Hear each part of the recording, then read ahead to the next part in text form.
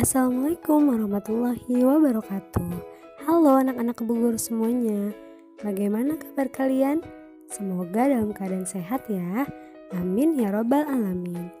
Anak-anak, alhamdulillah hari ini kita bertemu kembali pada pelajaran tematik. Setelah minggu kemarin kita membahas tematik subtema 1, pembelajaran 1 sampai 6. Sekarang kita akan membahas kembali yaitu subtema 2, pembelajaran 1 dan 2. Untuk itu silahkan kalian buka buku paketnya halaman 38. Baiklah anak-anakku, hari ini kita akan belajar yang pertama, mengidentifikasi tokoh-tokoh dalam cerita rakyat, lalu menjelaskan hubungan gaya dengan gerak pada peristiwa di lingkungan sekitar.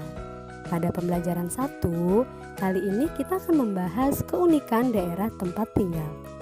Setiap daerah tempat tinggal tentunya memiliki ciri khas atau keunikan yang membedakannya dengan daerah yang lain.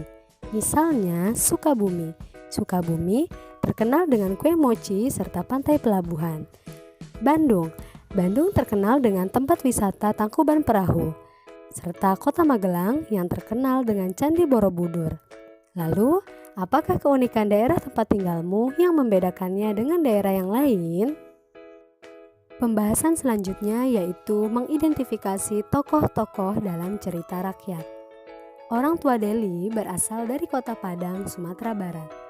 Sumatera Barat sendiri menyimpan begitu banyak daya tarik yang luar biasa. Keunikan Sumatera Barat membedakannya dengan daerah-daerah lain di Indonesia. Dalam upaya memperkenalkan keunikan daerahnya, Sumatera Barat mengadakan beragam festival, antara lain seperti Festival Pesona Mentawai yang menampilkan pesona budaya dan aktivitas bahari. Selain itu, ada pula acara Pasar Harau Art and Culture Festival yang berisikan tidak hanya pasar budaya, akan tetapi juga beragam permainan dan olahraga tradisional. Berikut adalah beberapa hal menarik yang dapat kita temukan di Sumatera Barat. Ikon menarik yang pertama yaitu Jam Gadang. Jam Gadang terletak di jantung kota Bukit Tinggi. Jam Gadang memiliki mesin yang sama dengan Big Ben di Inggris. Jam Gadang menjadi ikon kota yang menarik untuk kita kunjungi. Penulisan angka pada jam juga menggunakan huruf Romawi. Ikon menarik yang kedua yaitu Jembatan Akar. Jembatan Akar atau yang dikenal juga dengan nama Titian Aka, ini usianya mencapai lebih dari 100 tahun. Berasal dari akar dua pepohonan yang dijalin menjadi sebuah jembatan yang menghubungkan desa Pulut-Pulut dan desa Lubuk Silau. Sebagai sebuah daerah yang menarik, Sumatera Barat juga menyimpan keunikan lain. Apakah keunikan yang dimaksud? Ya, benar, yaitu cerita Malin Kundang. Mari kita simak cerita berikut ini.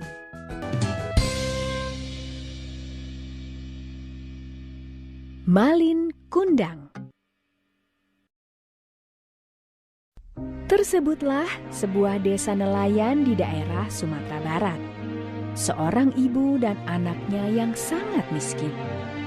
Sang ibu harus bekerja keras agar mereka berdua bisa makan. Nama anak dari ibu ini adalah Malin Kundang.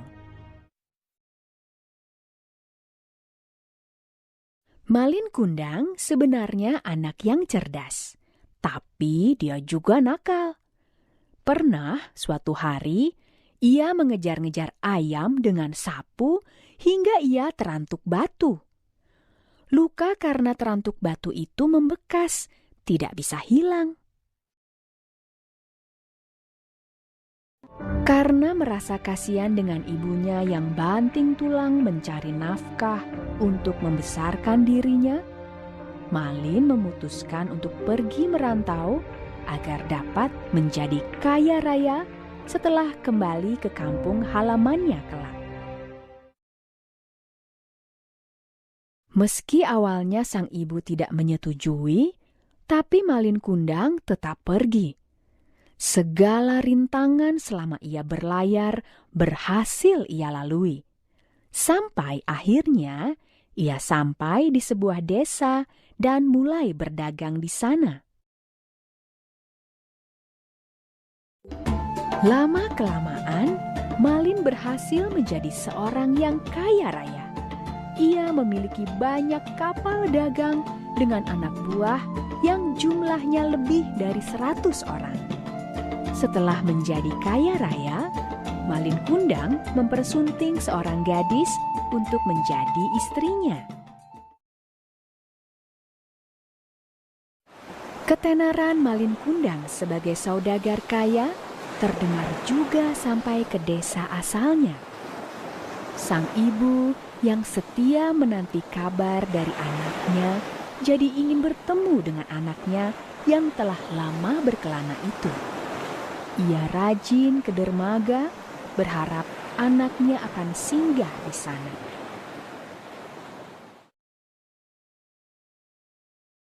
Suatu hari, Malin mengajak istrinya berlayar dan berlabuh di dermaga dekat desanya. Di sana ia disambut meriah oleh para penduduk setempat. Di antara mereka ada sang ibu, mencoba menyelinap di tengah keramaian. Malin Kundang nan gagah sempat tidak dikenali oleh sang ibu. Tapi ketika ia melihat tanda di tangannya, yakinlah ibu itu bahwa saudagar yang gagah itu adalah anaknya. Malin Kundang, anakku, mengapa kau pergi begitu lama tanpa mengirimkan ibu kabar, nak? Kata ibu Malin sambil memeluk Malin Kundang. Saat melihat wanita tua yang berpakaian lusuh dan kotor itu berani memeluknya, Malin Kundang menjadi marah meskipun ia mengetahui bahwa wanita tua itu adalah ibunya. Dia malu bila hal ini diketahui oleh istri dan juga anak buahnya. Kau bukan ibuku, perempuan tua. Pergi dan enyahlah kau dari hadapanku, ujar Malin Kundang kasar. Mendapat perlakuan seperti itu dari anaknya, ibu Malin Kundang sangat terkejut. Ia tidak menduga anaknya menjadi anak durhaka. Lalu ia pun berucap, "Oh Malin, anakku, mengapa kau lupakan ibumu? Kau memang anak durhaka. Kukutuk kau jadi batu." Ucapan sang ibu kandung dari Malin Kundang itu benar terjadi. Seketika ada cahaya dari langit mengenai tubuh Malin Kundang dan membuatnya membatu, tak bisa bergerak. Sampai sekarang, di pantai air manis di daerah Padang, masih ada batu yang memang mirip seseorang yang sedang merunduk. Batu itu disebut batu Malin Kundang. Nah, anak-anak, itulah cerita rakyat yang berjudul Malin Kundang. Bagaimana? Menarik bukan? Ya, dapat kita simpulkan bahwa tokoh-tokoh utama dalam cerita rakyat tersebut yaitu adalah Malin Kundang beserta ibunya. Kemudian sifat tokohnya tuh seperti apa? Yaitu yang pertama, Malin Kundang bersifat durhaka atau bersikap durhaka kepada sang ibu. Kemudian pesan moral yang dapat kita ambil dari cerita tersebut yaitu kita sebagai anak itu harus menyayangi ibu dan menghormati ibu bagaimanapun keadaan ibu kita. Pembahasan selanjutnya yaitu mengenai hubungan gaya dengan gerak pada peristiwa di lingkungan sekitar. Ibu Malin Kundang dengan sangat sabar menunggu kedatangan putranya di pelabuhan. Pelabuhan merupakan sebuah tempat yang ramai dan penuh dengan beragam aktivitas. Pernahkah kalian pergi ke sebuah pelabuhan? Apa yang kalian amati di sebuah pelabuhan? Kegiatan yang biasa kita amati di pelabuhan adalah kegiatan bongkar muat. Kegiatan bongkar muat adalah kegiatan memindahkan barang dari dan menuju kapal. Setelah proses bongkar muat, biasanya barang-barang perlu diangkut untuk disimpan di gudang. Perhatikan gambar di bawah ini. Apakah kalian masih ingat dengan pengertian gaya? Menurut kalian, apakah pekerja pada gambar berikut melakukan sebuah gaya? Masih ingatkah kalian dengan pengertian gaya? Gaya adalah suatu tarikan atau dorongan yang dapat mempengaruhi keadaan suatu benda. Dengan demikian, gaya bisa menyebabkan perubahan gerak atau perubahan kecepatan. Contoh gaya misalnya gaya tarik, yaitu lokomotif kereta menarik gerbong, sapi yang menarik pedati, dan orang yang mengambil air dengan timba. Contoh gaya dorong yaitu orang yang mendorong mobil yang mogok dan orang yang mendorong meja.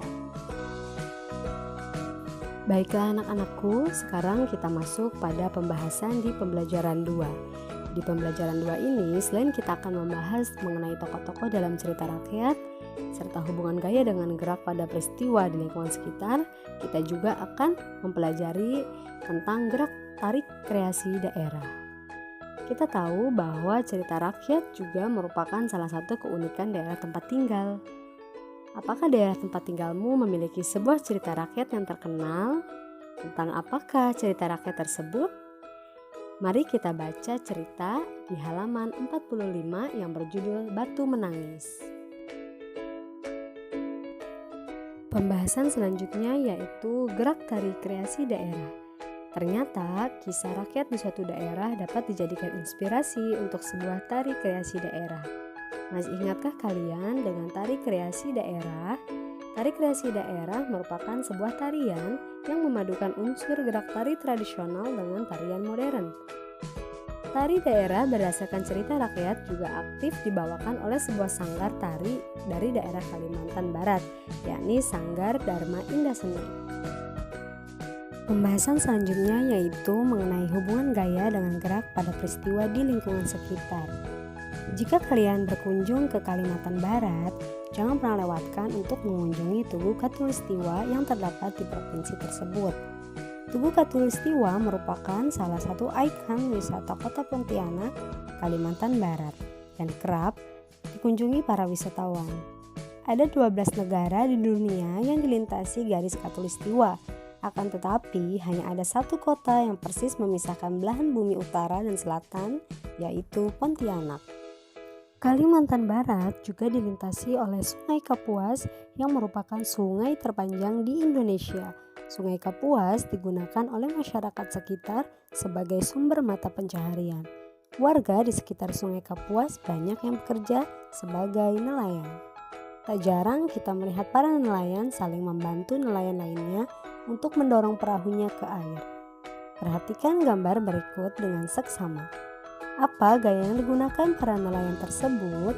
Sebutkan macam gaya pada kegiatan yang dilingkari serta jelaskan pengaruhnya pada perahu tersebut. Alhamdulillahirrabbilalamin, anak-anak semuanya, materi kita hari ini telah selesai. Semoga apa yang Bu Guru sampaikan dapat mudah kalian pahami. Sebagai penugasannya, silahkan dikerjakan halaman 48 dan 49, nomor 1 dan nomor 2. Terima kasih semuanya, tetap semangat dan jaga kesehatan selalu. Wassalamualaikum warahmatullahi wabarakatuh.